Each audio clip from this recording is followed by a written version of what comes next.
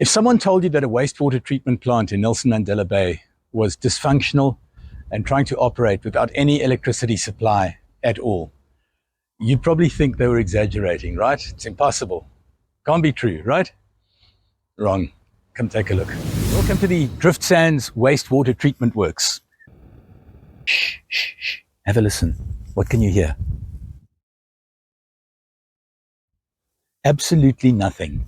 Not a single piece of machinery or equipment is working. You can hear nothing because they don't work. The heart of the problem lies outside the actual wastewater treatment plant itself.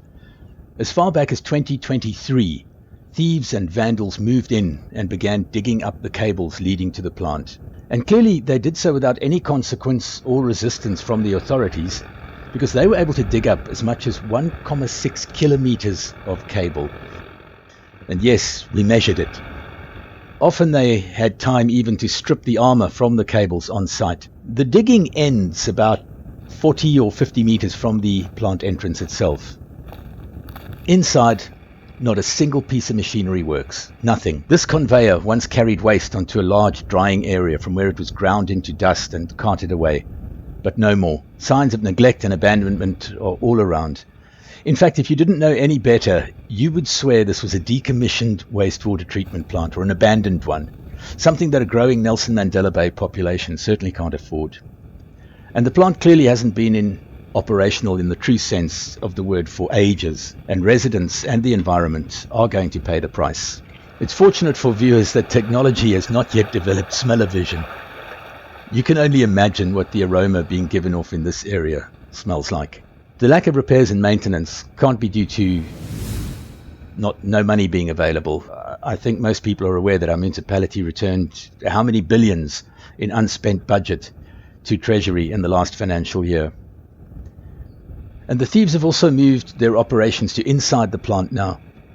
Everywhere there's evidence of wires and cables having been hacked and stolen. Summerstrand Neighbourhood Watch have attempted to assist by installing motion detection cameras on site, and these have had some success in apprehending offenders. The plant's also littered with dumped and discarded equipment. So if there's no electricity and no working machinery, how does the plant function at all? Well, here's how.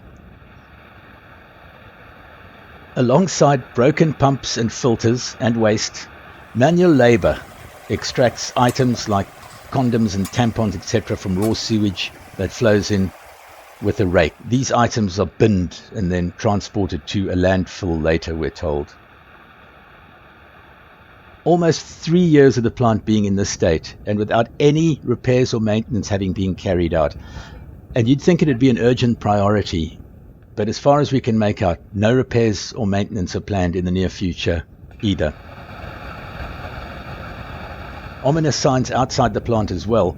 Underground methane fires are burning. They show themselves, the result of raw sewage having been bagged and buried here on a large scale some time ago. So here's where the barely treated sewage exits the plant, flows into a gully that leads in the direction of Schoenmakerskop, and then presumably out to sea via this pipeline. It's not treated water, it's still close to raw sewage. And the drums you see contain chemicals tossed in the hope of applying some form of cursory cleanup. Inevitably, there's overflow that runs off and settles in stagnant pools in the bush, and again the smell is overpowering. Our next infrastructural crisis in Nelson Mandela Bay has already loaded, folks. People need to know about this and insist that our leaders take action.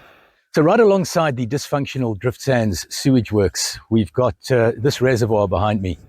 I don't know how many thousand households in Nelson Mandela Bay it provides water to, but it's concerning how little security there is. In fact, there's no security. Take a look. Look at the state of the fences as well. Completely open and vulnerable. Not to be alarmist, but it really wouldn't be too difficult for anyone with sinister motives to introduce something untoward into this water supply.